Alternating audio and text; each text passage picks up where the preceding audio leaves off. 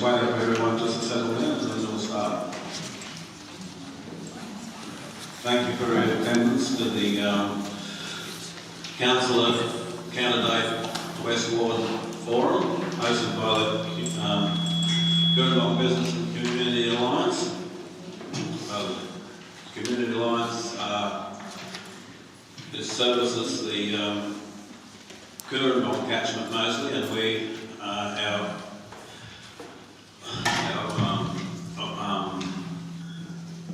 aim is to address community issues for the betterment of the community through various tiers of government. Now,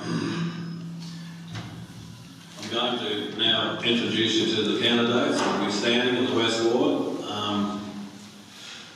You'll notice that they come in groups.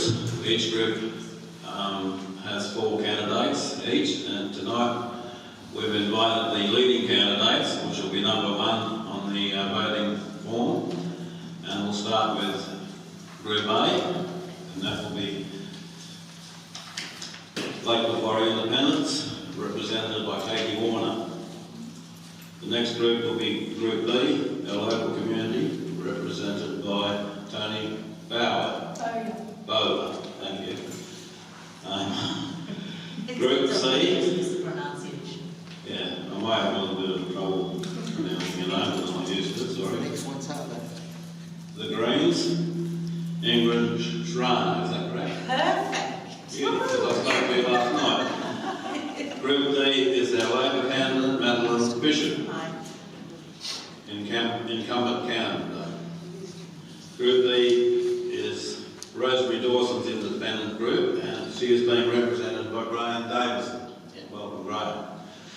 Group D, F, Liberal candidate Jason Pauling, and Group G, independent candidate Anthony Swinsburg. Evening. There's also one ungrouped candidate, they're not here yet, I believe they're not coming, and that is Edward Milton. Now, I've introduced all candidates, and now I'm going to introduce convener, Dr. John Hammond, and he will take over. And just in case you don't know, I'm Marvin Mulder, and I'm the chairman of the Coonamble Business and Community Alliance. Well, good evening, ladies and gentlemen. Thank you for coming tonight. I'll just take a moment to explain the protocols of the way we run the meeting here. We will run according to parliamentary procedure. It's really quite simple. And that is all comments, questions and comments come through the chair. And that enables a meeting to run smoothly. And also we expect that all comments will be civil and respectful, but that is not to intimidate you from asking proper questions, because that's why you have come out tonight and sacrificed watching TV or whatever it is you do. Now, the candidates will be making a presentation. Candidates, you will have 5 minutes. And you will have 4 minutes and 30 seconds. And then there will be a buzzer. It sounds like you're getting up alarm in the morning. And then it will go again, and in 30 seconds to give you 5 minutes. And you need to pretty well wind up, to be fair to everybody else, within 5 or 10 seconds. I don't expect you to stop in mid-breath, but you just have that in mind that there are others following you. I'm now going to call on the candidates, and then before you speak, by the way, we'll do the sitting down. That's the way the council does it, and it saves the cameraman a bit of trouble as well. I will call upon you, but before you start, our chairman, Marvin, will ask a question, Just a leading question, and if it's not part of your presentation, it'd be good if you could weave it in, because Martin is one of those people that doesn't let you get away with it if he's asked a question. So I'm going to first of all, without further ado, call upon Katie Warner for Lake Macquarie Independence, and Marvin, over to you for a question. I'd like to ask the following question. What issues do you feel and perceive that face the West Ward and Lake Macquarie area? And what approach will you take to deal with these issues, and how will you link the community into this? Thank you, everyone. Yes, Kate Warner is my name. Katie is my birth name, but my parents fought over it and Kate won. So I'm a Lake Mac local here. I've lived here my whole life, and I'm based in the West Ward. So I know this area really well, know the whole area really well. And I'm a current councillor, so I've been serving as a councillor since this last term, so 2 years, 9 months, and I've just loved doing so. I have been serving over on the east side, in the East Ward, and that was because an opportunity arose for me to stand up and serve in that way. I've decided to run this time in the West Ward because my whole life is pretty much centred in the West Ward. My children attend school here, I'm involved in volunteer work here, my family's involved in volunteer work here, and my kids play sport just down at the Currumbong Sports Complex. I'm involved in lots of different projects in the area. I put my hand up because I saw this was an area that I could serve to advocate on behalf of you, the people here in Lake Mac, because I love the people in Lake Mac. I'm one of them. My kids are here. We're invested in this area. I also saw that I didn't see myself represented at the table, and I think it's important that we have diversity and representation at the table. I'm a user of the facilities here. I use the sports complex. You'll see me there on a Tuesday night at training, picking up my children, and Saturdays watching them play. And I am a resident that, like you, sits in traffic, like you, needs access to the medical facilities, and like you, takes my kids to or your grandchildren or other people you know to the local parks and facilities. So I wanted to put my hand up and actually be part of the solution, because I am a problem solver. I'm really committed to the young people, particularly in Lake Mac, and one of the things that I have been looking to do in this area, I've been partnering with the council staff to look at some ways that we can bring facilities to the area. So how do we need to go where the young people are and address their needs there. I've also been doing some work with the 5 Sustainable Group and providing partnerships with the local school to actually get hampers for our people in the West Lakes community that are in dire need of homelessness, poverty and other.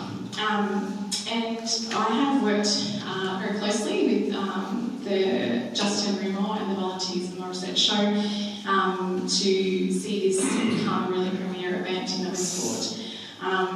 I think we need to provide opportunities for our people. One of the things that I'd love to do is serving on the social portfolio. We have an ageing population here in the West Ward, and it takes a very long time if you need public transport to get to a hospital. I've been working with some of my colleagues here to look at ways that we can lobby the state government. I'm not interested in what we can't do at local government because we have restraints. There's only so much we can do.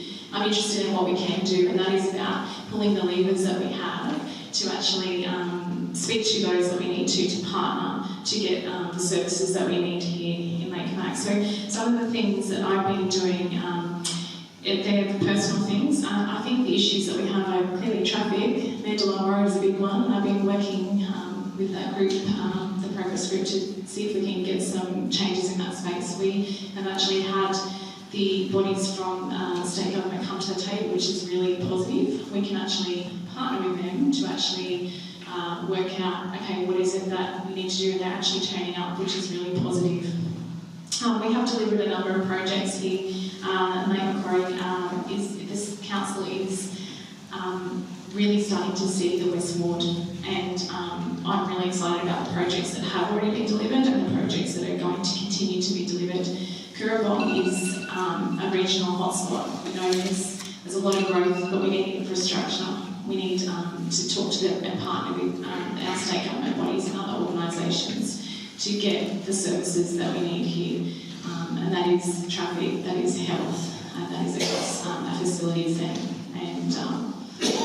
the things that you need here in Macquarie, in the West Ward, where I am a part. So that's what I've been doing, that's what I intend to do, to continue to work in those areas. I'm very passionate about social justice issues. I've been an advocate for vulnerable people for the last 20 years, and I continue to do that, and I will continue to try and find an answer to solve the problem at hand. Thank you, Kate. I think all the other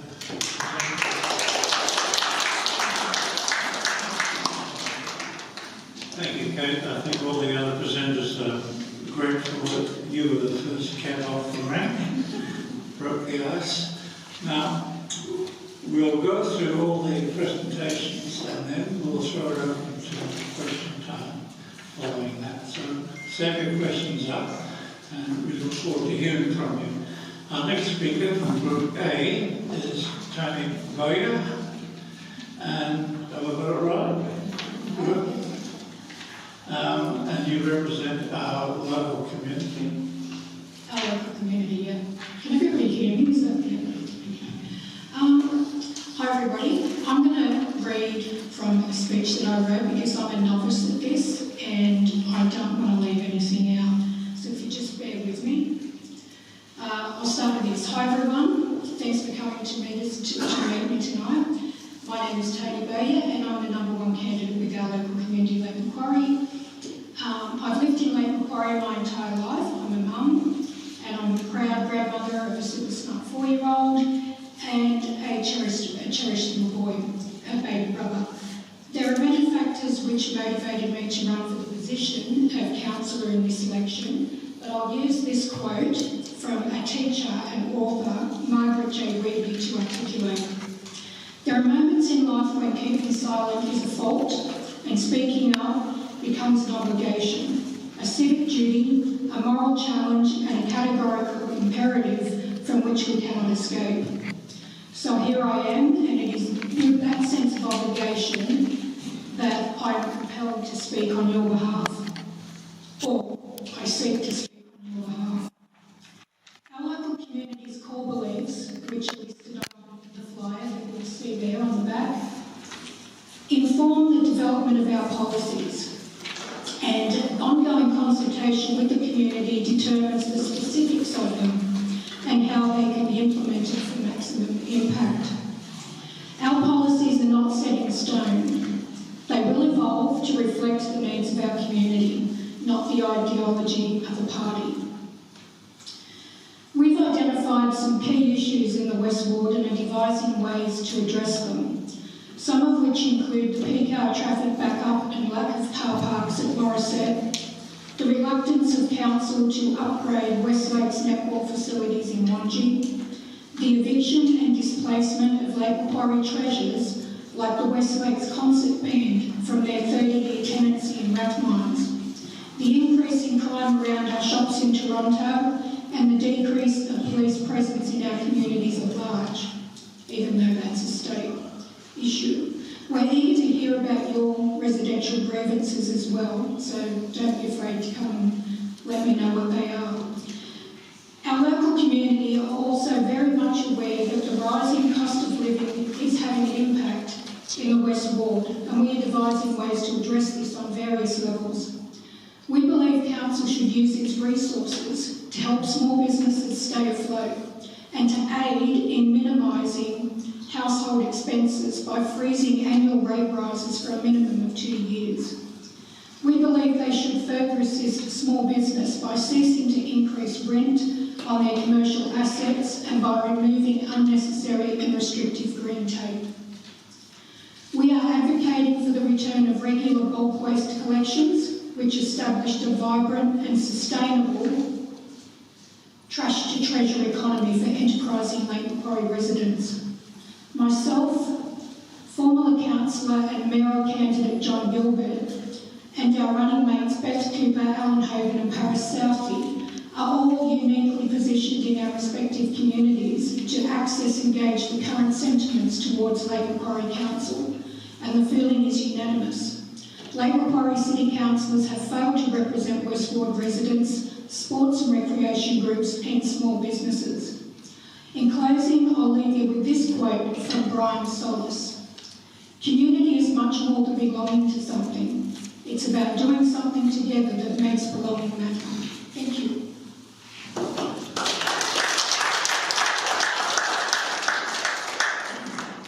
Thank you, Tony. It wasn't so bad after all, was it? I'm just going to ask our Chairman, Martin, to repeat the key question that I would like the presenters to incorporate within their comments. So, Martin, if you could repeat it, please. So what will your approach be to address the key issues that you perceive facing the community in the contents of the West Ward, especially in the council business, and how do you intend to engage with the community in those issues? Thank you, Martin. I'll call upon Ingrid Schneider, and you represent the Greens. We look forward to hearing from you. Thank you. Good evening, everyone. I'm excited to work for a good future for all of us around our beautiful lake. I grew up in Switzerland, studied economics and worked in community development on 5 continents. After 2 decades as economics and finance academic, I settled on the western shores of Lake Macquarie 7 years ago, and I've loved every minute of it. I love the lake and the country around it, and I want to contribute my experience to work to the work of our council. I'm focused on fostering a local economy that provides good long-term jobs and sustains communities where people take care of each other and of the environment. I have experienced how local government can foster economic development that puts people before province, internationally and in New South Wales. I volunteer as the research coordinator of the Coal Ash Community Alliance, where I'm working towards developing industries that safely use the raw materials in the coal ash that is stored around Lake Macquarie, rather than letting the ash slowly poison our lake, only because that's cheaper for power stations and the state government. I serve on the board of the Sustainable Neighbourhood Alliance, the umbrella organisation of the many sustainable neighbourhood groups around Lake Macquarie. The Alliance works to empower the community to reduce its ecological footprint and to protect the natural environment.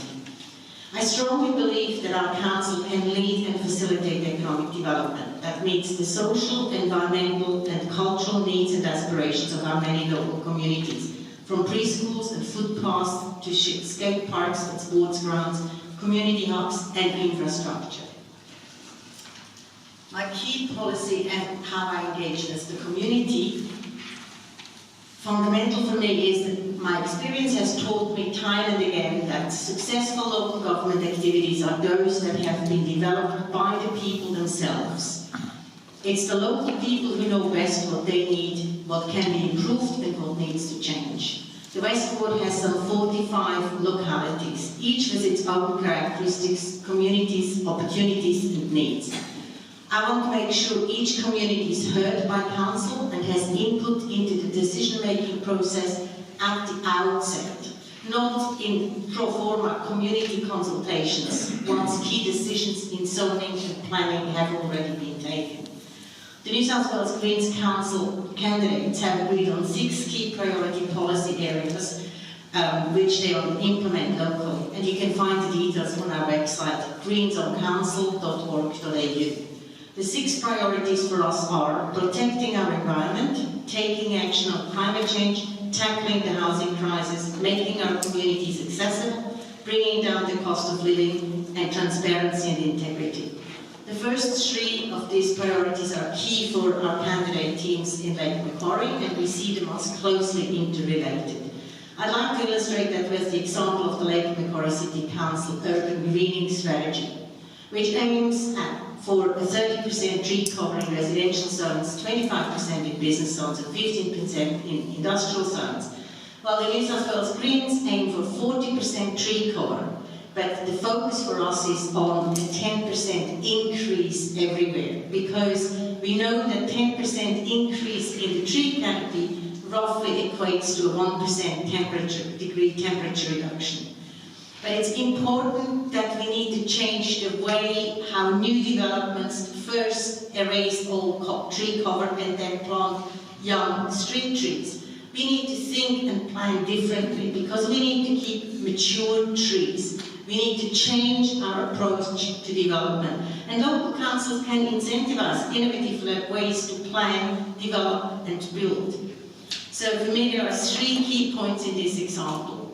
First, we want to develop plans locally. Listen to what communities want, not just what makes developers the biggest profit. Communities need to come first. We need to, that's my second point, we need to consider the cumulative impacts. When we look at wildlife corridors or stormwater runoffs, we need to see the community as a whole, not just one particular development application at a time.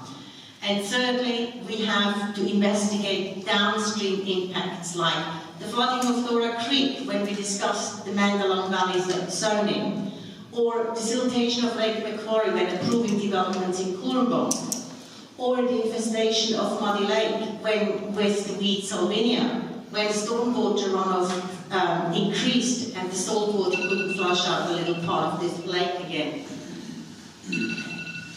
Thank you.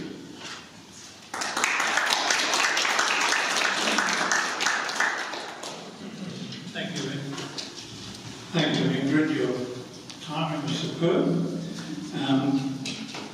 Our next speaker is Madeline Bishop, representing Group D and Labour, and we're just going to get some photos for the history books. Thank you very much. Thank you. Yes, I'm Madeline Bishop. I'm the Deputy Mayor for City of Lake Macquarie and an incumbent councillor, and I would like to acknowledge the traditional custodians of this land, the Wappigal people, and I would like to pay my respects to elders past, present and emerging. I'd also like to acknowledge councillors Pauline, Schultz, Warner and former councillor Dawson in the room, and I'd like to say hello to all the other candidates. I have been a councillor on the City of Lake Macquarie since 2021 and currently hold the position of Deputy Mayor. I love working with Kay and Jason, Kate and Adam and the other councillors. I was born and raised and educated in Lake Macquarie, and I spent 17 years in Sydney. But I returned with my late husband and when he was offered work here, and we brought up our 3 children in Lake Macquarie. I'm deeply committed to serving the local government area, my community, and making a positive impact on the city. I grew up in Glendale, or Edgeworth, Glendale, and it flooded there all the time. And I would say to Mark regularly, one of us needs to get onto council and do something about this. Well, that's me. And I chose that area, and I'm very grateful for the opportunity to be on council. I feel privileged to have witnessed both the strengths and challenges facing our residents. I have and will play a significant role in addressing these issues and fostering positive change. Being on council is not just about roads, rates and rubbish. It's about advocating for the needs of all community members, ensuring their voices are heard and their concerns are addressed. But sometimes the results aren't what residents or even I want to hear. But I will continue to ask the relevant questions on behalf of the community. In my capacity as Councillor for West Ward, I am the Chair of the Environmental Portfolio and the Co-Chair with Councillor Warner for the Social Portfolio. Additionally, I sit on the Access and Inclusion Committee, Heritage Committee, Arts Acquisition Committee, NAIDOC Grants Committee, New South Wales Public Libraries Association, Event Funding and Committee, and the Lake Macquarie Awards Committee. I bring a diverse range of skills and experiences to Council, As a former teacher of special education, I know my ability to listen and relate to our residents and staff at council holds me in good stead for the role. I have a background serving in the community through schools, unions, theatre and sporting organisations, volunteering my time in executive roles in those things. No different to anybody else in this room. Regardless of the new council's makeup, I am eager to continue to apply these skills to the task to work alongside my fellow councillors to make informed decisions that benefit our community as a whole. And although not strictly local government, I'm very honoured to have been recently appointed, and this is a very long title, so stick with me, to the Hunter New England Central Coast Primary Health Network's Urban Inner Regional Strategic Engagement Advisory Group. And I said it was a long title. So, at a recent meeting here in Currumbong, it was brought up to me about our local health issues. It's a state issue, but if we're not in the room, we can't be making decisions or having any input. So I've got myself in the room. With regards to what we as Labor candidates will be doing, Adam and myself will be building on the success of Mayor Kate Fraser and the current council. We have a capital works budget of over $110 million, and this is to provide for our 95 communities within the population of over 220,000 people, and we're growing. Council's core business is rates, our road system with maintenance and rehabilitation, rubbish management, community facilities including pools and libraries and parks and playgrounds. And it's important as councillors that we adhere to the Local Government Act and IPART regarding our responsibilities and what we can and can't do. Due to our ageing population here in Lake Macquarie and over the last 2 terms of council, there's been a focus on incorporating families to live in our great city. To do that, we need to work with businesses to create workplaces for our children and grandchildren. Continue good financial responsibilities and governance while providing the services that our community wants, needs and deserves. Adam Schultz, if elected as Mayor, will continue with providing residents to the city with excellent infrastructure. I'm going to be cut short, so I'm just going to go straight to this. How am I going to engage with the community? Because that was the question. My contacts are on the local Lakebank website, and you can contact me at any time. I'm constantly out and about in the community. I have attended meetings here with Currumbong Business and Community Alliance, visited Catalina Village. That was cruel. Just take a few seconds. Did you want to answer? Yeah. Okay, thank you. I appreciate that. And visit Catalina Village to receive and deliver the petition to council, and attended events at Avondale University and ADRA, and that also includes being a guest at in the official party at graduation at the university. I could go on about a whole bunch of other things, and if I get a chance to speak again, I shall. Give it a go.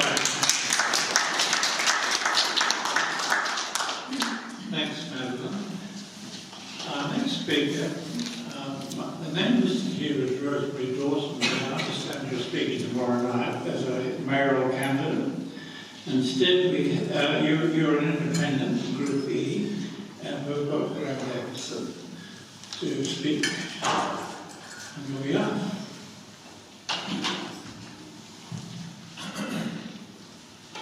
I'm speaking to you tonight because my group's lead candidate, Rosemary Dawson, will be speaking at tomorrow and Wednesday night's forums. And you deserve to know about the candidate who could well end up on council if Rosemary is elected mayor.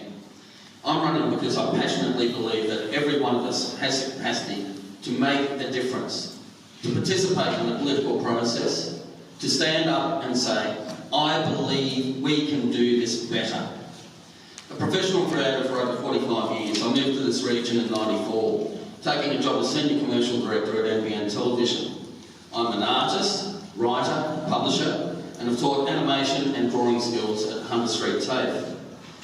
I have also lived in Newcastle and Maitland. In 2012, whilst running my own production company, I storyboarded, directed and edited the commercials and video at the heart of the award-winning Love the Lake tourism campaign. One of my influences on the campaign was the insistence of Westport's greatest natural treasure, the Wattigan Mountains being included, with Gut Creek Falls, a location I describe as Nature's Cathedral, highlighted as a special feature. In my work over the years with Macquare City Council, I have produced the 3D visualisations of how the rejuvenation of the southern side of Toronto's main street would be impacted by the removal of the fig trees. That work gave me an insight into some of the functions of councils and how they have to deal with sometimes unpopular decisions. Within the same project scope, I produced a 3D visualisation of the town entry signage that identifies each of our towns and villages long before the first of them went into production. I have been a speaker at Council's Right Here, Right Now festival, facilitated a monthly writers group at Kilburn Bay, delivered a publishing workshop at Belmont Library, and ran kids drawing workshops at the Morrison PCYC.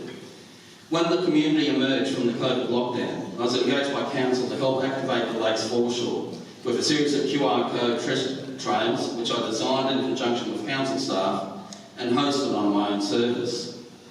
All these activities speak to two themes: place and community. In my work while living in Maitland, I became deeply involved in community and place activation.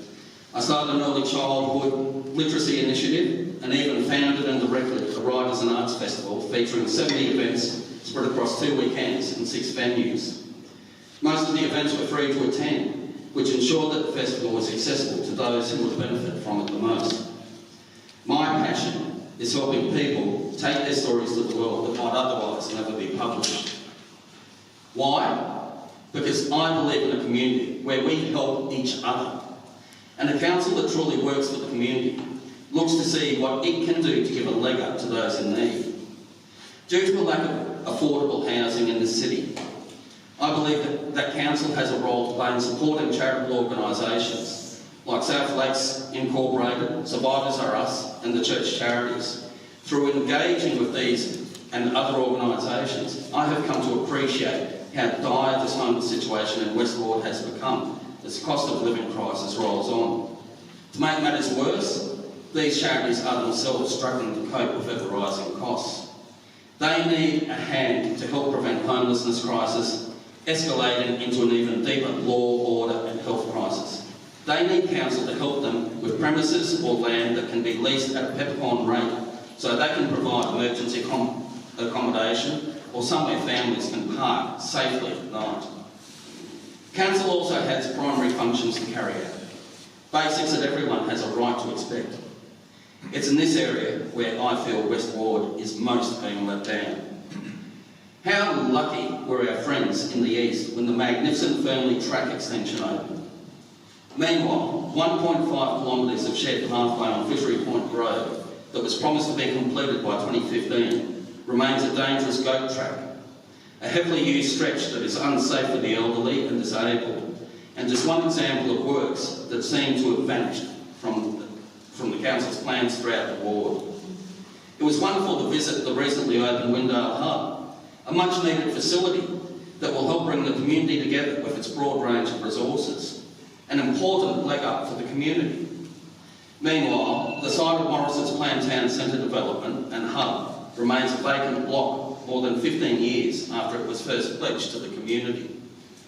I'm running for council because I believe we need representatives who are true independents and not beholden to a party, whether big or small, and who are prepared to stand up and say that our needs are as important as those in the northern part of the lake.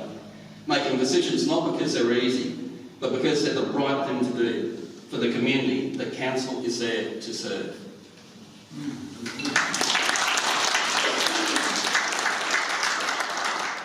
Thank you, Graham. The chairman's not really sure whether you answered his leading question.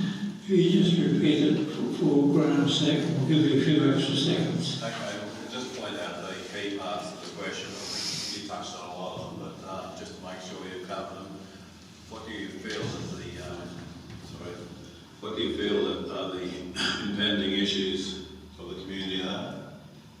And I think you've touched on that, things not getting done, infrastructure. And the other thing is how will you engage with the community once you become councillor?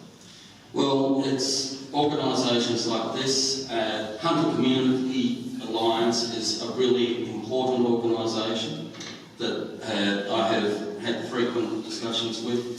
The charities that were operated, such as South Lakes Incorporated and Survivors for Us, I've spent a good deal of time talking to these people, and they're the ones who are at the coalface. They're the ones who really know what is desperately needed in the community, and that will be my primary source of communication, as well as, of course, answering every email and every phone call that comes through. Thank you. Thank you. Our next speaker is from Group F. It's Liberal, and it's Councillor Jason Pauling. Thank you, Jason. Good evening, everyone. Thank you for coming out. My sincere thanks. Council is a serious business. Politics is a serious business. And traditionally, I don't know that committees have taken that seriously enough. I feel very different this evening. I'm listening to lots of things that have said, and I am clearly very different from the other candidates here. You've had 12 years where you've seen me on council and the opportunity to judge me. Some of you I know have been here before, some of you I don't recognise, and so there's a quick intro. So very, very quickly, 12 years on council, and there's some shortcomings, I get that. Some of the problems that we're talking about this evening are very, very big and run back decades. They are not easy problems to fix, and that's one of the key issues. So in terms of where we are and where to go from here, value set is one of those key things that I bring to council, and I bring to you this evening. I sit on the right-hand side of politics. I'm conservative, and once again, feeling a little bit out of it so far when I look down the table. I support and encourage individual effort, aspiration, and people getting on in the world. And there's a number of things I'll talk about shortly about what I've achieved on council to help people deliver on that. Value sets again, I'll just return to that. Recently, we had a referendum about where things sat. I was a very, very strong no supporter in that referendum. Once again, when I look down this table, there's probably a couple that are with me, but not too many. The important bit, 70% of you were. I was with you. Over the last 8 years, I've been a good friend to Gurumong. That's one of the key things. So where have I been with you? Sewer plant. I look at some people here who've been around for a long time. They remember the sewer plant fight. Some people who've come in more recent years may not remember that. But I was with you with the sewer plant. The DA for the M1 petrol station. Once again, this chamber raised issues. I was there with you on that one as well. We come back to VPA amendments. We talk about developers getting their way. There's been lots and lots of VPA amendments from Waddingham Park. Once again, this group is acutely aware of that. Some of you in particular. I have stood with you and voted against those amendments and asked that the original commitments in that VPA be honoured. Alton Road lights is another good example of where I have advocated. To my great shame, I told this chamber in 2017 that they would be delivered within 12 months because that's what council told me. There's an email. We can go back. There's an email from me to this chamber saying, hey, this will be delivered in 12 months. I was misled. But we got there. It took a bit of work, but we got there. So there have been lots of good things. Mandalong Roads come up. Once again, infrastructure. B53 has to be one of the worst roads in the state. It's the main thoroughfare for the west side of the lake. It has been upgraded. That very, very first Mandalong Road announcement that was there with Barnaby Joyce, if you have a look at the photo, I was there with him. There was Greg, myself, James Thompson and Barnaby Joyce that kicked off that Mandalong Road discussion. That first commitment of, hey, we will fix this. And that process is underway. Yes, it's slow and it will be staged, but it is stage one of fixing things. In terms of my approach to council, hopefully some of you dial in and have a look. You can watch us on live online, or we can go back to some recordings. If you have a look at that, I'm hoping that you'll see that I'm open-minded until the close of debate. I've got my preferences and I wear my value set on my sleeve. I'm very predictable about how I will behave. But that said, I will listen. I don't make decisions until the close of debate, because anything other than that I think is irresponsible to the community. It's irresponsible in relation to the serious business of running council. The other thing you'll notice, I hold my line, I ask lots of questions, and I ask staff to account for themselves and their decision. Words are cheap. Backbone is a different matter. In terms of what I mean, experience and knowledge, I stand strong. If you tend towards the Conservative side, I'm your guy. I will stand strong with you, and the commitments I've made, I don't mind being held to account. If you have a problem and you want a box on, I'm there with you. In terms of issues, 50 years of backlog, bigger than council can fix easily. There will be compromise. Anyone that claims anything other than that, I think is naive. And so once again, I applaud you for coming out. I thank you for taking an interest, and hopefully young people at home will do so as well. Thank you very much.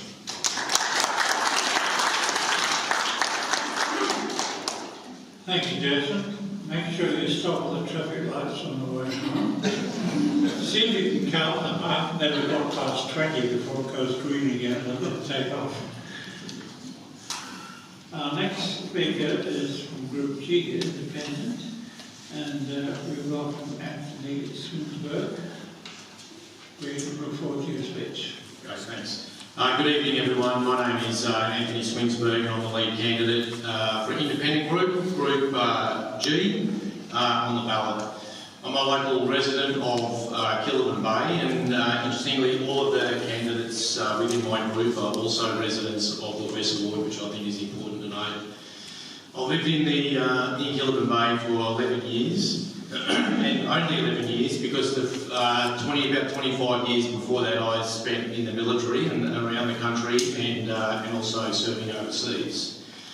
As a result of that, since coming back home as a veteran, my focus for the community has been as the Vice President of the Toronto RSL, where I do a lot of work in advocacy for the veteran community, which we do have quite a lot within our community. It's about 6% total, and through the Toronto RSL we have about 100 veterans seeking DVA support at any one time, so it does take a lot of effort.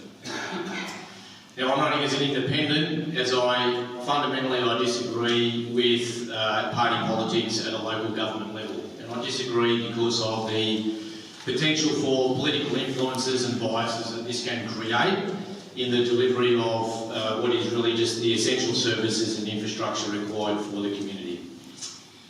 I have a vested interest in Lake Mac, and specifically in West Ward. That interest is my children. Okay, and really it's our children, in some cases our grandchildren or your grandchildren. They represent for us the future of this area, and I want them to grow up and to live and to thrive in our area, in a community that provides them with opportunities, with a diverse set of facilities that have been well considered, well planned, and in addition to that planning and the development we know that's coming, also seeks to preserve our unique environment that we so much love and enjoy here in the lake, from the Waddingtons right across to the beaches. I don't want them to be left with a legacy of poor planning that we do now, and they have to reap the repercussions of in the future. What I believe we do not need is really more of the same. Okay, we don't need any more poorly conceived developments which don't consider the longer term impacts, and I don't believe we need a council that is unwilling to fight for our best interests. We all have different experiences, and that is my experience. If you didn't know, and many of you have experienced a lot of change around here now, but we're on the precipice of some much larger change over the next 15 years, and that is through the Northwest Catalyst Plan, which is still at the concept level, but is definitely going to be pushed, which is going to see another 25,000 or more dwellings in the northwest of this ward. 25,000 more dwellings, okay, over the next approximately 15 years. This is going to impact all of us if not planned effectively and collaboratively, and without any external influence or agendas. And I fundamentally believe that this next term of council is going to set the conditions for that next 15 years. So we need to be very careful on who we put on that council so that we are planning that infrastructure first and foremost. So what do I bring to council? Firstly, I bring over 30 years of experience in working in very complex multinational environments, and also bring management level looking at national level projects. Consequently, I bring a strategic level mindset and also strong analytical skills with the ability to visualise and understand the practical implications for people on the ground. It's something that I've been trained to do and have done for over 30 years. I also bring a mindset here that the community must be an intrinsic part of the planning process. There needs to be a more effective two-way exchange of ideas and communication. What I'm not promising, however, is the delivery of any infrastructure, asset or policy which has any sort of monetary value. And I honestly do not believe that anyone sitting at these tables here can offer those sort of promises. It would be disingenuous. Things are not costed, okay, and nor does any one councillor have any form of executive authority. What I can offer you though is how I'll be approaching my role as a councillor over a 4-year term, and I think that's important to know, is how someone will work over a 4-year period, not just to get elected. Looking to the future, I seek to bring a stronger infrastructure focus with greater community engagement, and also seek to focus on the levers of council to support small business and developments. Consequently, my key focus area for the term will be on infrastructure. I believe that infrastructure needs to be considered as an investment, not as an afterthought. And particularly at a time when growth in the area is soon going to explode across the lake, is that, in my view, needs to be the council's #1 priority. I also believe that one of the core remits of the councillor is to conduct community engagement, and for that, my method I prefer a more face-to-face approach, and my method is to get out and do more regular town hall meetings to understand the nuances of each of our smaller micro communities. Everyone's needs are different, and the best people to advise on the community requirements is the community itself. I have to close you down there. Okay. However, we're coming to question time now. First of all, let's thank Anthony.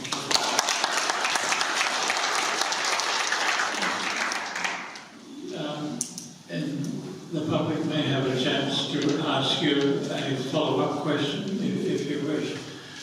Now it's your turn, and we're going to do several things. I'll just remind you that questions come through me, and when all you have to do is put your hand up. It would be good if you could just identify yourself. Just your first name will be fine, and where you live. So it establishes your bona fides as a person who's interested in living in this district.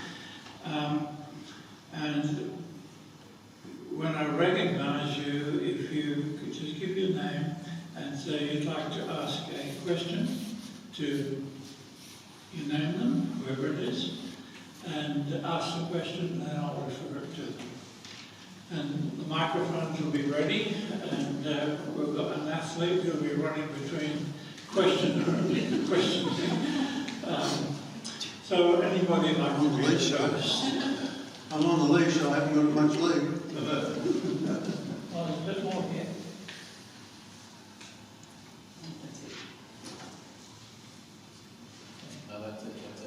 Yeah, that's your leg. Oh, really? Okay.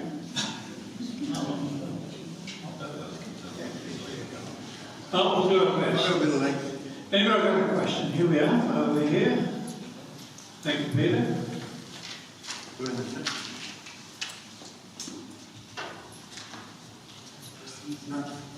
Hello, I'm Beth, I live in Bondi Bay, and I am running as a second candidate on the Alberta Community ticket. I'd like to ask a question of the incumbent councillors, if I may. This southern area of West Ward is the most populous, and therefore, no doubt, Lake Macquarie Council's biggest financial contributors by way of rates. Why has Council continually neglected this area in favour of lesser council financial contributors? Shouldn't council do the right thing by the generations of these residents and at least maintain and repair the facilities and roads and footpaths that affect them, rather than spending their tax dollars on transhuman statues on the Spears Point foreshore? Who is the likely recipient of this question? Can you nominate one person? Probably the person who's been on council longest. Now we're going to have a timer on you because we've got 5 minutes for each questionnaire, but we want to be fair and give as many names as possible. So you've got the timer on you, but you might get a look from me that says there's other people too. Thank you, Jason. Oh, good. Awful lot in that. Key bit, I think that the key focus of that was we run a city as a whole, and the spend by ward is generally pretty even. The difficulty the West Ward has and will continue to have is it's very spread out. So once again, there is a big rate contribution, absolutely, but the populations, there's a map floating around, the big thing to look at. It's a bigger area, and a lot of those main arterial roads and I think infrastructure that you're talking about fall within state government. That's the first thing. The next bit is there's no clear delineation or connection necessary between art structures and infrastructure. So one of the key things of, yes, that Warners Bay area certainly has got more than its fair share of spend in recent times. East Ward the same. I've been that. There was one coined a phrase once. I think West Ward gets, East Ward gets, North Ward dithers, and West Ward waits. And that is still true to some extent. But it's changing. And it's changing because of some of the decisions that council have made. And ironically, some of those things are some things that have been criticised here tonight. And so one of the things that's going to help put West Ward on the map and drive better infrastructure and more attention is going to be Black Rock motorway. As unpopular as that will be in some sectors, it will bring attention and it will get it on the state radar. The next bit, Cedar Bill, it will get us attention. No, excuse me, you're talking to me. Sorry. Let him finish. Sorry, I'm happy to take clarification, Chair, if that's okay. I'll off the mark. If you wish. Okay. Sorry. I apologise for that. But I was specifically talking about local roads, curbs and guttering in houses that have been there 50, 60 years. Yep, I agree. Once again, yep, cool. In responding to that specifically, the issue there is, I think, how West Ward developed. And this isn't a recent issue. This is an enormous problem that is not solvable by anyone sitting here. There is decades of neglect in terms of infrastructure. So even if anyone here was brave enough to say, hey, we will put in 10 times as much footpath as we're doing right now, it wouldn't even scratch the surface. A really good example, and this is straight talk. So once again, I've claimed to be a straight talker. In terms of the path, the Kurragong path here, that you guys are like down to the sporting area, about 2 kilometres. If we deliver that as a council, that exhausts practically 100% of our budget. It is unrealistic to expect that you will get that. Even if you get 4 councillors here and they're all fully behind it, there are other councillors, 9 including the mayor, that will not support that. And that's the drama. We are chasing our tail for a long, long time. I have no excuse. I can't help what happened 20 years ago, 30 years ago, 40 years ago, 50 years ago. What we can do now is ensure we get our fair share and we can try and make it up as best we can. Anything beyond that is unrealistic because, as the point was made, an individual councillor has not got the power to influence at that level, no matter what they may claim this evening. So I apologise, West Ward, it's a common thing. I know you're under-infrastructured, highly critical of it, but the enormity of this problem, I cannot be overstated. It's a big issue. Thank you, Councillor Pauling. Another question? Over here. You may have to just step forward. Thank you all for being here. Lee Rogers, live in Dora Creek. Who are you asking the question to? I wanted to ask you, can I ask it's a poll, kind of yes, no, or high, medium, low. Can I ask everybody just to answer high, medium, low as a priority? That's not on my notes, but I think we can do it. I would just like to know what high, medium, or low priority for Airbnb rulings within the Lake Macquarie area. Okay, this is a yes or no. Is that right? Excuse me, Chair. Yeah, is high good or bad? High priority, good for So do you Airbnb. support Airbnb or not support Airbnb? Is that the question? Rulings about Airbnb, because right now nobody wants to touch any laws about Airbnb, and I know councils can make some rulings about Airbnbs. Okay. I would like to know of all of you councillors, if you get on the council, will you make rulings about Airbnbs and what they can and can't get away with, a high priority or a low priority? We'll start with answer this time, spare Kate. It's a one-word answer.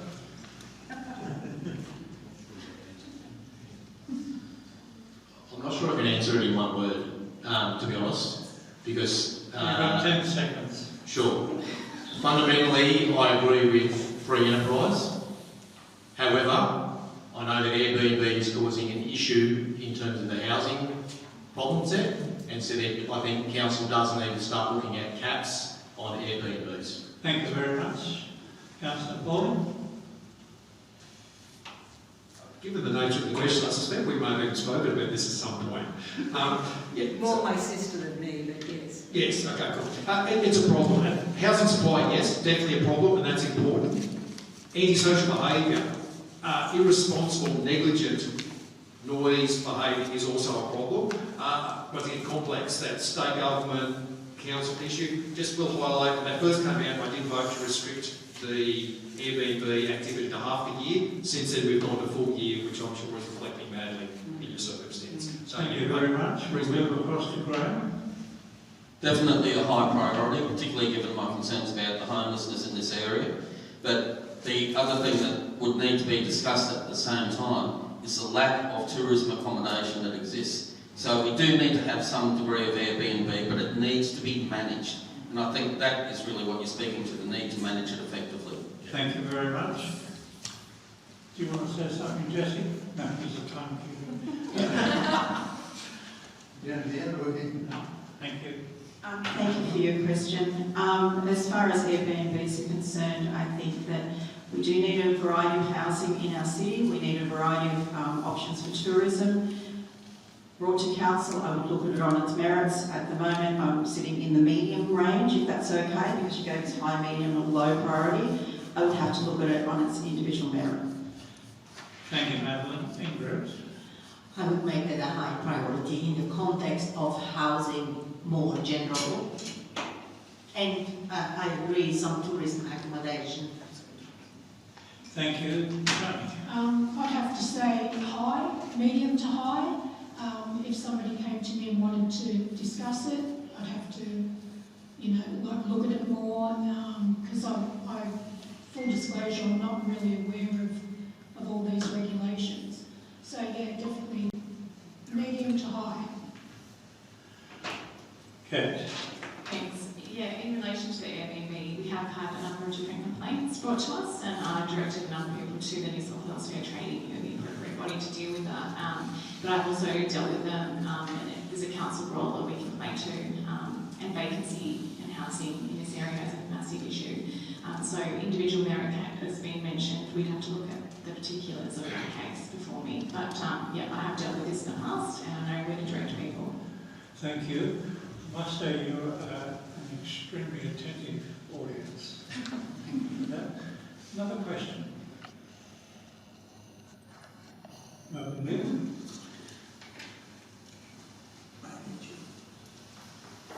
Hello, my name is Gwen. I live in one of the oldest streets in Coorambong.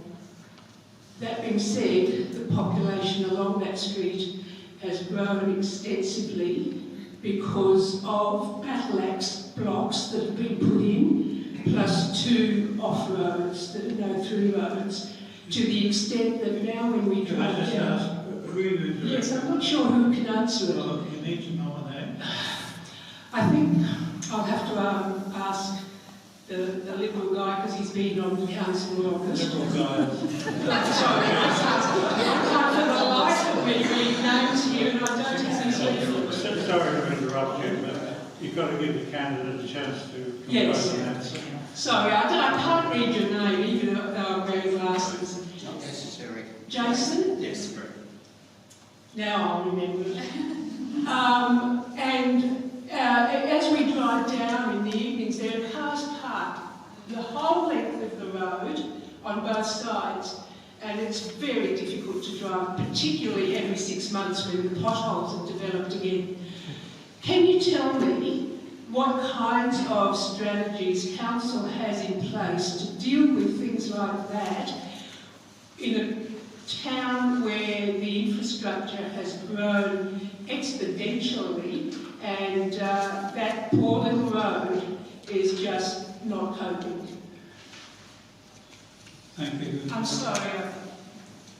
That's all right. Good question. Councillor Paul. Thank you. This evening's not so much about defending council as talking about solutions and whatnot. Again, I come back to the limitations of council power in some instances. So there are high-level documents from state level in particular where in dealing with population growth that we have, there are a number of mechanisms that facilitate development. Where there is a road, as you've described, that isn't built for that infrastructure, it can still be allowable under various planning instruments. And that creates a problem because at the end of the day, if there's no double yellow line down the middle, as long as there's a 3 metre gap between those two cars, then in theory it's legal. We're experiencing the same thing over at Beach Road at Wanji, which is one issue where we've had a slip that's taken quite a number of years to fix. So you've got one way in, one way out. There are people parking there with barely 3 metres, but there are limitations. In terms of planning, incredibly complex, because even if we said, no, that's it, no more development, typically the state granny flat exempt development would allow it to happen, and you still get more cars on the street. So the solution to the problem that you need to work through here, this is the complexity of council, it's a serious business. So part of that is you need somewhere for people to live, but we don't want to cut down trees too much. We don't want new greenfield. So we don't want to go too high. So we increase infill density and the sort of thing we've talked about, bad lakes, fuel occupancy, those sorts of things. And that's one problem. The next problem is infrastructure. And so with that, unfortunately, the West being spread out, public transport's pretty ordinary. Once again, I'm sure I'm not telling anyone anything they don't know there. Public transport, so you need a car. You need some form of transport, and it needs to park somewhere. And so those two things in this instance create a situation that you've described. Part of it's council's fault. Part of it is residents' fault. People choosing to park in funny places rather than walking a little bit further. Like, once again, it's a complex problem. I have no silver bullet. That whole, no, there can be no more development, that won't work. No, you need to fix the roads fully and make sure that they're 8 metres wide with dedicated parking. That's not going to work either. And so, unfortunately, until micro transport options or your Uber type privatised public transport comes into play, or your true public system, transport system, is to the level that it needs to be, unfortunately cars are the bane of the city where you have had massive increases in density relative to what they were previously. So, as I said, I have no solutions. Others, if they've got a bottom of these, they can put it forward, other than an apology for how this has transpired, empathise, but there is no clear solution, I'm sorry.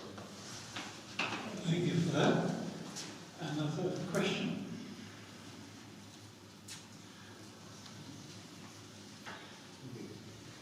My name's David McCann, I live in Morrisett Park. Through the chair, this is for the OLC, Tony. Sorry, who's the question for? Tony from the OLC. Oh, thank you, sorry I missed that. Is that okay? Yeah. Okay. One of your policies fantastic idea. Cost of living, freezing rates for 2 years. I mean, like anyone else, I pay rates rather than pay them. If you do freeze the rates, what services are you going to cut? Or what are you not going to go ahead with to make up for the loss of income? It's actually freeze rate. Microphone. Sorry.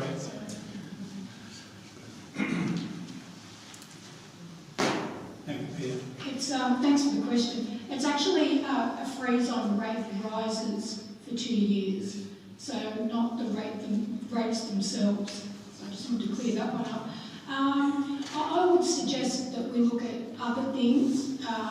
Some of the spending on, I know this is not going to make people happy, but some of the green spending, perhaps. Some of the little pet projects. That's where the Giralba to Toronto project, perhaps, the resilience project, that type of thing. But then again, like, I'm new to this, so that's just a suggestion, but thanks for your question there. Thank you very much. To have mercy on you, we want to close by about past. This will encourage you to come back tomorrow night, but it will also be very interesting. Another question? There's nobody else? You've had one question? Go ahead. And then there's a lady over here. No, ask the question and then we'll come to you. Again, it's two incumbent candidates, but I'll give Jason a bit of a rest and go to Labor this time, to Madeline Bishop.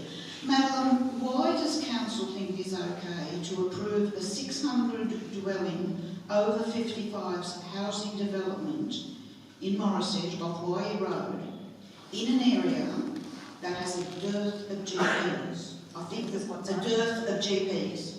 I think there's 3 there now. Does Council truly believe retirees in this village will have no need for GP services? I know this GP matter is a state matter, but has Council approached the state about bringing in more GPs to service an increasing retirement population? This is just one of a number of developments in the Morisset area, over 55 developments. I just wonder what could be done about it. Thank you. Well, let's give an answer. Thank you. And is it Gwen? Bev, sorry, my apologies. Thanks for the question, Bev. Our ageing population is a fact of Lake Macquarie and definitely a fact of the western side of the lake. With regards to the development of housing for our aged community, we absolutely need it. We need a variety of housing for all people in our community. And as we know, and looking around the average age in this room, I would think that we're all needing to either downsize or choose a different form of housing. I certainly would be, because I would not be living in my 2-storey house, because I don't have 3 kids at home anymore and a dog. With regards to the GPs, as I said, I've actually got myself in the door because it came up just on Facebook, believe it or not, to apply and be on part of the strategic plan, that very long thing that I mentioned. I have been to the GP network, to the primary health network dinners, and I've spoken to GPs directly. Council are actually very active in this area as well. We have people on those advisory councils and groups, and I'm very much looking forward to advocating for this area, for my area, because I certainly have to go to Newcastle for my GP. And I know that books are closed everywhere. New GPs are like hen's teeth, you cannot find them. I have a girlfriend who has taken over 18 months to find a GP. She's the same age as me, she's 58. So it is very close to my heart. I'm very, very much aware of the problem. As far as providing a variety of housing for our city's needs and our residents, I absolutely think that we need to do that for all people in our city. So with regards to the one at Cedar Mill, that's what you're talking about, I have no problem with the fact that that's going there. Because I think that We need to have really good housing close to infrastructure, and it is close to infrastructure, for all ages within our community. And I will work my hardest to advocate for our area, and I have been doing this from the moment I actually got on council, because our very first social portfolio council, Warner can attest to this, it was the thing that we brought up was what's going on with our health scenario in the western side of the lake. We got Greg Piper in to come and talk to us to see what had actually happened. And because he was the mayor before and he is the state member. So Greg came in and actually spoke to us very clearly about statistics and demographics and all that. And we actually said, hang on a minute, that's changed a lot. Our area has ballooned. It has absolutely skyrocketed with population. So it's back to the drawing board. So we are working very, very closely and tirelessly on this area. So I hope that answers your question. Thank you, Councillor Bishop. Now there's a lady over here.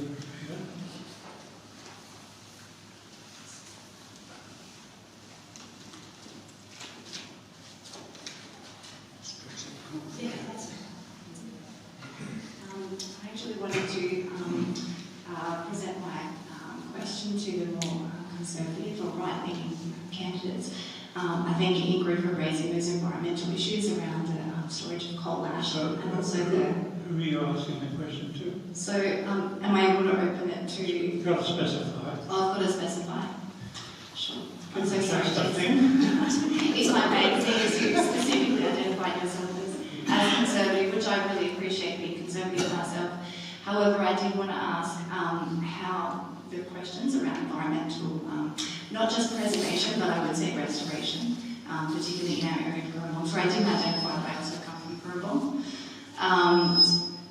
So with the removal of vast swathes of trees, but also with the coal ash dam that's sitting just looming over the edge of our suburb here, and the impact on Honey Lake as well, which has been an ongoing saga. Can you come to the point, please? Yeah, so I wanted to know whether that was also a conservative issue or whether that's an issue that is primarily left in the Greens camp.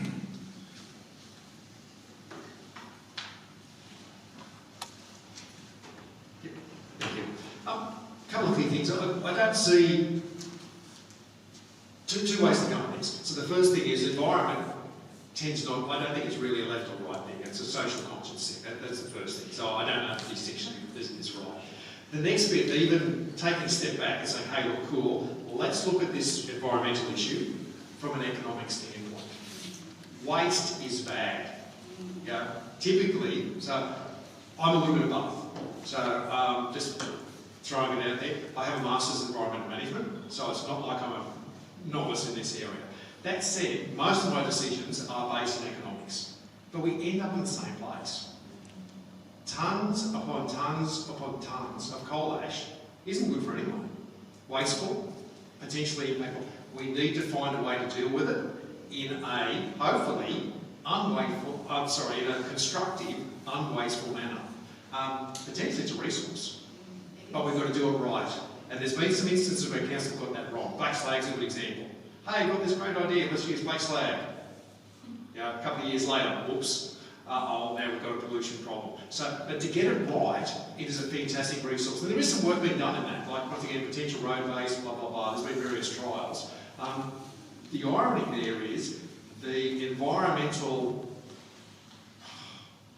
I don't know really what to call it, almost abomination that it is. Like, you know, coal ash dam, abomination. We don't know what to do with it, we'll dump it here. Hopefully later we'll sort out what that is. If we can turn it into something useful, which, you know, environmentalists want, economists want. Everyone wants coal ash dams gone, and they want to make good use of that resource. So, as I said, I don't think it's contentious. I don't think there'd be anyone who'd say, hey, look, I think coal ash dams are great. Like, I don't think anyone would say that anywhere.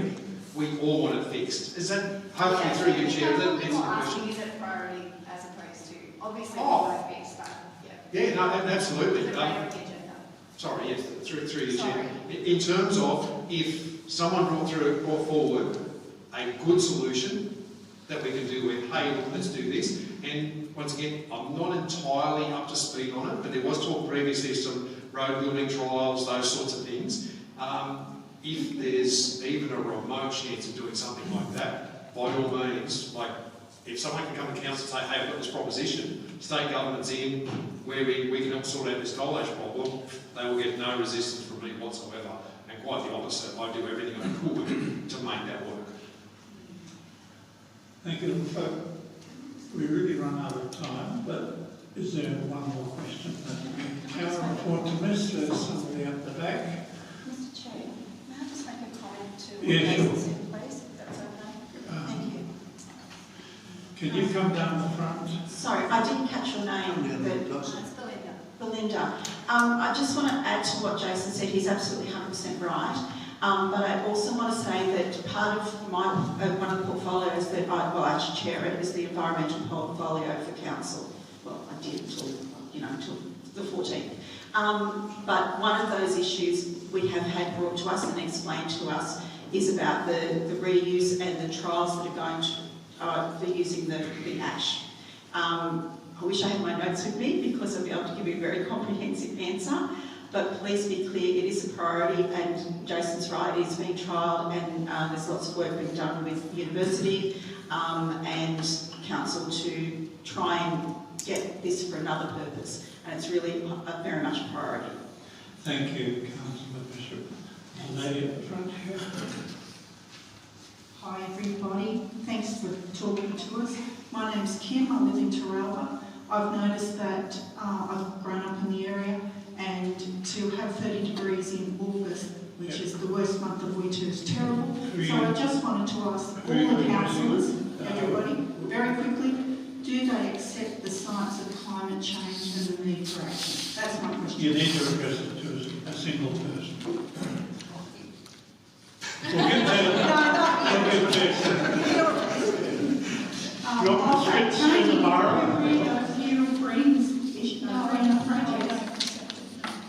I didn't think so.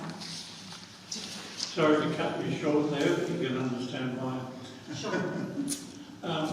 Ladies and gentlemen, I'd like you to put your hands together for this group. Yes, for the